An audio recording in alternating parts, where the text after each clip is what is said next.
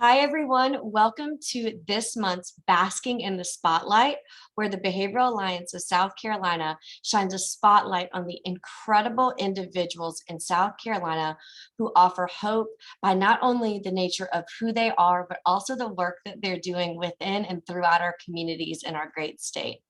We are over the moon, so incredibly excited to have with us today Haywood Robinson.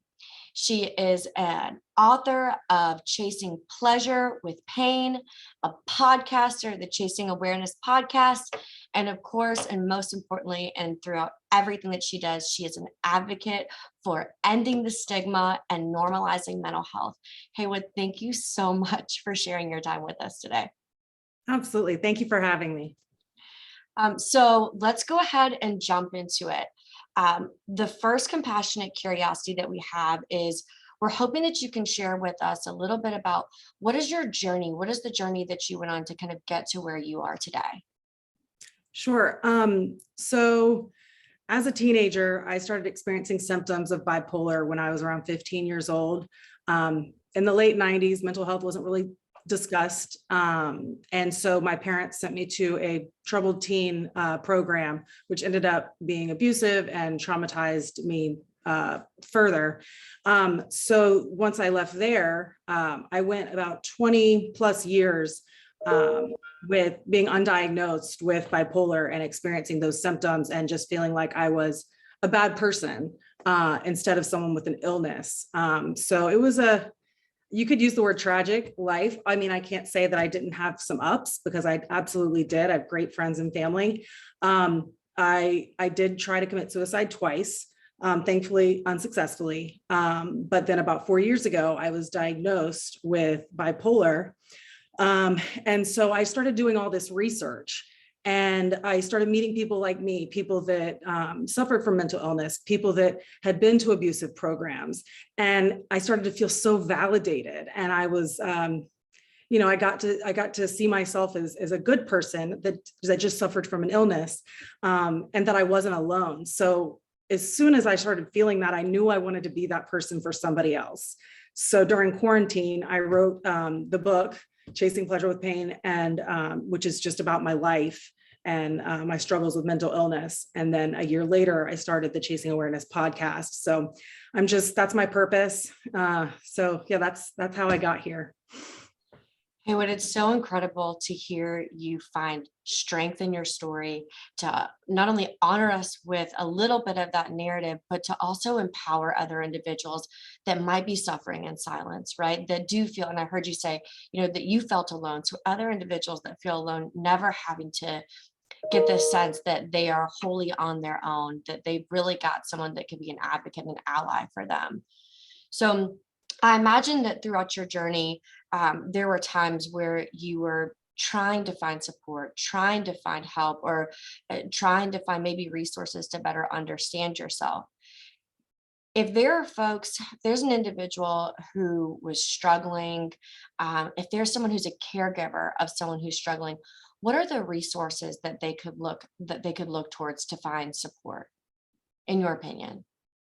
Yeah, I first want to say to anybody, if they're experiencing any sort of, suicidal thoughts, there is a suicide hotline. And I wanted to just say it's 800-273-TALK.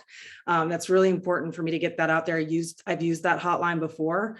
That's a huge resource. It's just having somebody to listen to you. I will say, as a teenager, something that's really important is finding a safe person, somebody that will believe you, somebody that that's not going to trivialize what you're going through, because that's your reality. And I know that a lot of times teenagers especially can be looked at as exaggerating or being dramatic, or what have you. But finding that safe person is really important. That's number one. And then also nowadays, there's so many resources. if you go to the my website, I have the American Foundation for Suicide Prevention is a huge one. NAMI, they have great articles on not only how to deal with mental illness if you're suffering, but how to be somebody that can be there for loved ones with mental illness or children with mental illness. Those are, and Facebook is actually a huge resource. If you go there, there's all these groups for people caring for loved ones with mental illness, or parents of children with mental illness, or people who suffer with bipolar. You can go there and you're not alone. And all these people have either are going through it or they've been through it and have so much advice to give. So there's really so many resources out there. There is this fantastic theme that there's a community for you. There is support out there. There is absolutely hope. There are resources. And, I love that you mentioned the National Suicide Prevention Lifeline, 1-800-273-8255. It is an incredible resource, and certainly something to access 24 hours a day, 7 days a week. And, the other piece of that puzzle when you're building your community is kind of the stigma around not only how you're feeling, but even for supportive others, right? I'm someone that's concerned about a loved one. I want to reach out to them, but I'm afraid to kind of take that first step and provide that type of support. I don't know what to say. I don't know how to say it. And sometimes, even if we have the best of intentions, we might feel that we're going to misstep. So, in your opinion, from your lived experience and your connection with other individuals who are navigating their journey for growth and recovery, if I'm worried about someone, whether it's my friend, my family member, or even another community member, what's a good way that I can reach out to them, that I can connect with them? What are the do's and maybe some of the don'ts that you might recommend?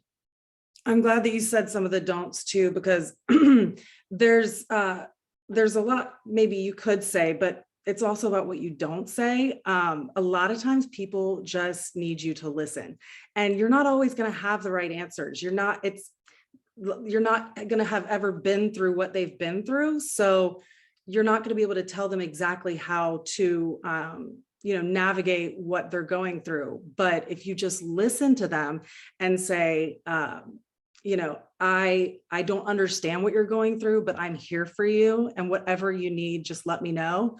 Some of the things not to say, toxic positivity.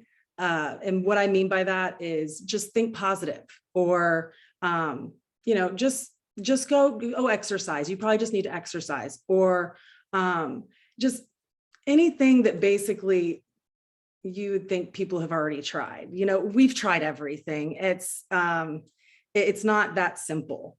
But also, if you don't feel like you're the person that is comfortable going up to that person and saying, hey, I'm worried about you, maybe reach out to someone they're close to.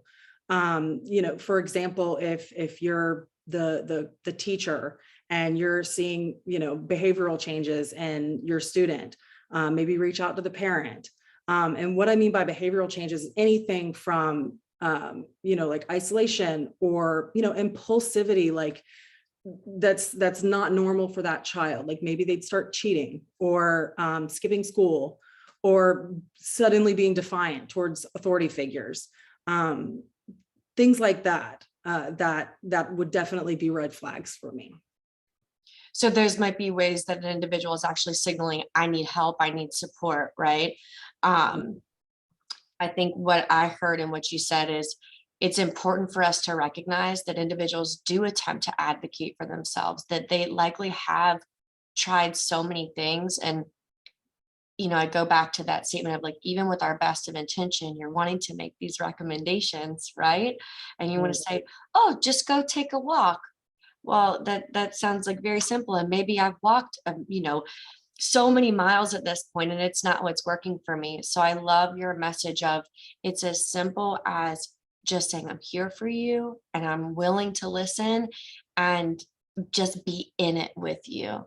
I really appreciate that, Haywood. Thank you so much for sharing those key messages. And I think the last thing that I would love to hear from you, although I feel that the entire conversation has been incredibly hopeful, what is your message of hope that you would want to leave to our community? Or what is the thing that you would like to say to our listeners and our viewers today? Well, I want anyone listening to this, whether you're struggling with mental illness or you have a loved one who's struggling with mental illness, if you're diagnosed with a mental illness, that does not mean that you cannot lead a productive and fulfilling life. I went 20 years without being diagnosed, but you don't have to do that. You can step in, you can get your child diagnosed, you could get yourself diagnosed, and with the right treatment, you can be happy and healthy. So that's my message of hope, just that there is hope. It's not, a death sentence if you get diagnosed with mental illness. Thank you so much, Haywood. And I have to tell you that, and everyone that's listening today and in the future, we are so excited to have you at the Southeastern School Behavioral Health Conference and have you as a part of our community.